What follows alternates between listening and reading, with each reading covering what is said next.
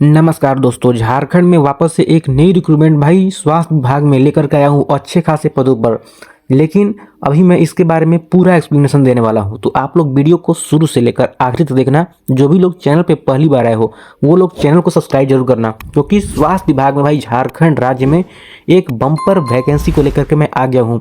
आप सभी लोग जो एएनएम वगैरह में काम करना चाहते हो, staff nurse, block data manager, बहुत सारे पद है। ठीक है, मैं सारे पदों के बारे में भी एक्सप्लेनेशन देने वाला हूँ कि कौन से पद हैं, पद के क्या नाम रहने वाले हैं, किस कैटेगरी में कितने सारे पद हैं, हर एक चीज़ के बारे में भी चर्चा करेंगे। तो सबसे पहले चैनल को सब्सक्राइब कर देना, वीडियो को लाइक करना और शेयर करना अपने सभी दोस्तों के पास। ये पीडीएफ मैं आपको टेलीग्राम पे दे दूंगा, तो डिस्क्रिप्शन में लिंक दिया गया है टेलीग्राम का, आप लोग ज्वाइन जरूर कर लेना। देखो यहाँ पे सबसे पहले दिखाते हैं पदों का विवरण। ये जो पद हैं वो यहाँ पे एएनएम का पद है, कुल 23 पद है। स्टाफ नर्स का कुल 28 पद है। तो मैं सब पदों के बारे में बता रहा हूँ। आपका कौन सी कैटेगरी से आप बिलोंग करते हो वो कैटेगरी आप लोग यहाँ पे देख सकते हो। आप जिस कैटेगरी से बिलोंग करते हो आपकी कैटेगरी में कितने सारे पद यहाँ पे होने वाले हैं। ठीक है, अगला पद है ब्लॉक डाटा मैनेजर का, फिर है रेडियोग्राफर का, फार्मासिस्ट, उसके बाद BBD technical supervisor, laboratory technician. यहाँ पे देखो कुल 12 तरीके के पद हैं। ठीक है, अब आप अपना क्वालिफिकेशन देख लो कि आप क्या क्वालिफाइड किए हो, कौन सा क्वालिफिकेशन है, आप किस पद के लिए यहाँ पे एलिजिबल होने वाले हो। ठीक है, तो ये तो हुआ कुल यहाँ पे 99 पदों का भाई विज्ञापन में आया हुआ है। आपका 99 पद यहाँ पे टोटल होने वाले हैं। बात करें उम्र सीमा की, तो यहाँ पे देख सकते हो उम्र सीमा 1/8/2025 से गणना की जाएगी, जिसमें यहाँ पे न्यूनतम उम्र सीमा दी गई है 21 वर्ष। अधिकतम उम्र सीमा यहाँ पे देख सकते हो 35 जनरल के लिए है, ईडब्ल्यूएस के लिए 35 है, ओबीसी के लिए 37 है, फीमेल अनरिजर्व के लिए 38 है और एसटी एससी के लिए 40 साल उम्र सीमा दी गई है। तो ये रही उम्र सीमा, और गणना कब से होगी मैंने बता दिया आप लोगों को, 1/8/2025 से इसकी गणना होने वाली है। चलो आगे बात करते हैं सबका क्वालिफिकेशन और सैलरी। तो यहाँ पे क्रमवार दिया गया है, प्रति माह आपको मानदेय मिलने वाला है। जैसे में एएनएम का है यहाँ पे 12,500 रुपये, स्टाफ नर्स का 16,564 रुपये। तो सबका सैलरी अलग अलग है। जिसमें क्वालिफिकेशन है एएनएम के लिए 10+2 और इक्विवेलेंट एग्जामिनेशन यहाँ पे एएनएम कोर्स के बारे में बोला गया है। ठीक है, बाकी स्टाफ नर्स के लिए भी है 10+2 intermediate with 3 year of general nursing यहाँ पे बोली गई है। बात करें ब्लॉक डाटा मैनेजर के लिए, यहाँ पे ग्रेजुएशन बोला गया है, एनी डिसिप्लिन, यानी भी आप ग्रेजुएशन किसी भी फील्ड से किए हो। और यहाँ पे बोला गया है कि एटलीस्ट यहाँ पे 1 year diploma in computer application, यानी कि डीसीए कम से कम 1 साल का मांगा जा रहा है। ठीक है, अब देखो और आगे बात करते हैं। रेडियोग्राफर के लिए यहाँ पे है diploma in x-ray from recognised institute. तो इनका सैलरी 16,000 है। तो सबसे ज़्यादा सैलरी इसमें किसका है मैं आप लोगों को बता देना चाहता हूँ। यहाँ पे सबसे ज़्यादा सैलरी मिलने वाला है स्टाफ नर्स का 16,554 रुपये, और ज़्यादा सैलरी मुझे नहीं दिख रहा किसी का कि सबसे ज़्यादा सैलरी है। ठीक है, तो ये पीडीएफ तो मैं टेलीग्राम पे दे दूंगा। अभी देखो मैं बताता हूँ कि फॉर्म को यहाँ पे भरना है, तो उससे पहले कब से कब तक फॉर्म भराएगा वो मैं आप लोगों को यहाँ पे दिखा देना चाहता हूँ। तो बात करते हैं फॉर्म भरने की। तो ये जो फॉर्म है वो संविदा पे होने वाली है, सरकारी जॉब नहीं है। ठीक है, अस्थायी जॉब है, संविदा पे होगा। तो ये जो है आपका धनबाद जिले में निकाला गया है। राष्ट्रीय स्वास्थ्य मिशन के अंतर्गत संविदा के आधार पर पारा चिकित्सा एवं अन्य कर्मियों की नियुक्ति हेतु प्रकाशित। ठीक है, तो यहाँ पे जो आपको करना क्या है, चयन प्रक्रिया देखो।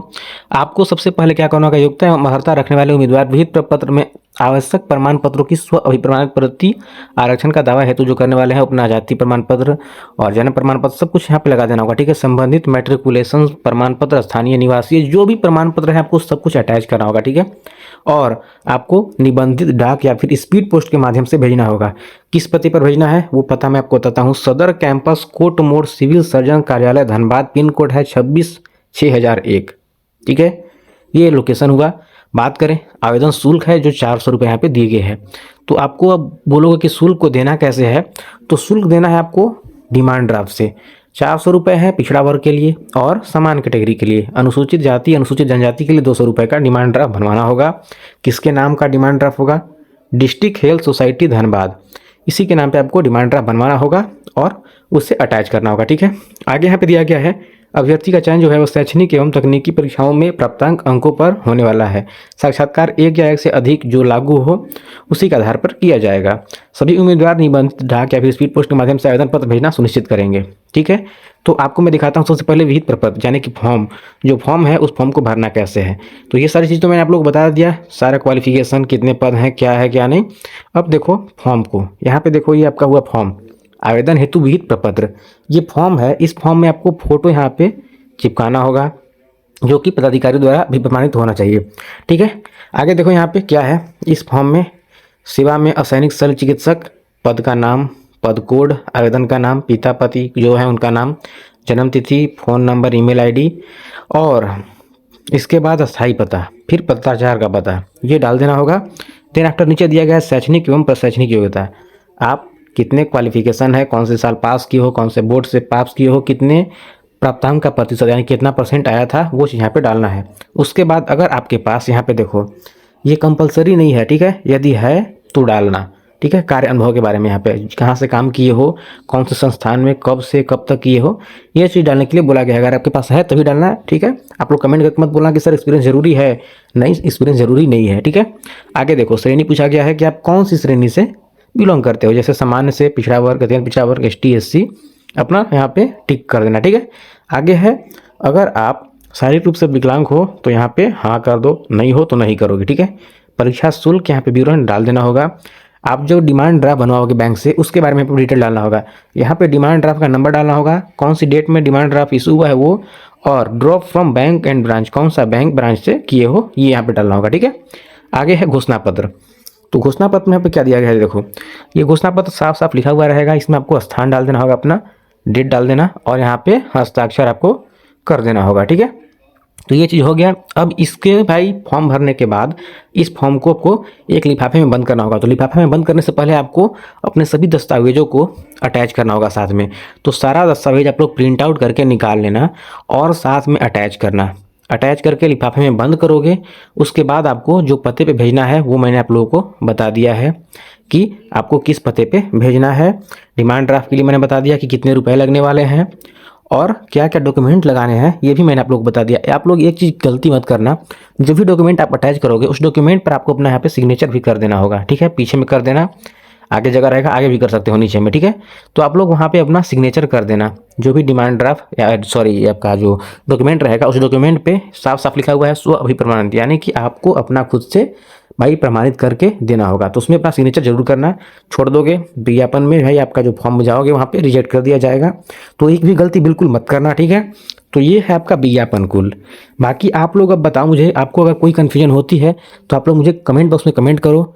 बाकी टेलीग्राम में दिया गया है ये PDF, आप लोग वहाँ से खुद से पढ़ सकते हो, और मुझसे बात करनी हो तो फेसबुक, इंस्टाग्राम दोनों जगह से कहीं भी आप मुझे फॉलो कर लो और मुझे वहाँ से मैसेज कर सकते हो। जो लोग फॉलो करोगे वही लोग मैसेज करना, और किसी लोग मैसेज मत करना, अदरवाइज मैं ऐसे किसी का रिप्लाई करने वाला हूँ नहीं। ठीक है, तो ये आपके पूरा विज्ञापन है।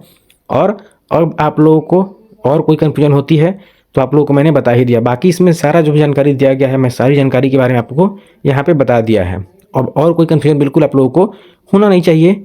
तो चलिए अब आप लोग वीडियो को क्या कीजिए, एक बार लाइक जरूर कर दीजिएगा। ठीक है, और मैं लास्ट चीज़ एक चीज़ बताना भूल गया आप लोगों को कि ये फॉर्म कब तक भराएगा। फॉर्म आपका 9 तारीख तक भराने वाला है, 9/2/2026 तक शाम 5 बजे तक आपको आमंत्रित किया जाता है।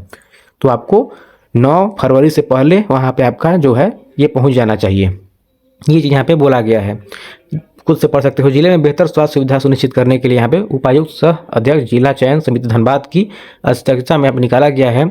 ये आपका अनुबंध मानदेय के आधार पर पारा चिकित्सा कर्मियों की कोटिवार रिक्तों पर नियुक्ति यहाँ पे होनी है, जो दिनांक इतना के भाई 9/2/2026 के अपराह्न 5 बजे तक आवेदन आमंत्रित की जाएगी। तो आप सभी लोग चलिए भाई वीडियो को लाइक करके चैनल को सब्सक्राइब कर देना। आते हैं एक और नई वीडियो के साथ, तब तक अपना ख्याल रखना दोस्तों। Good bye.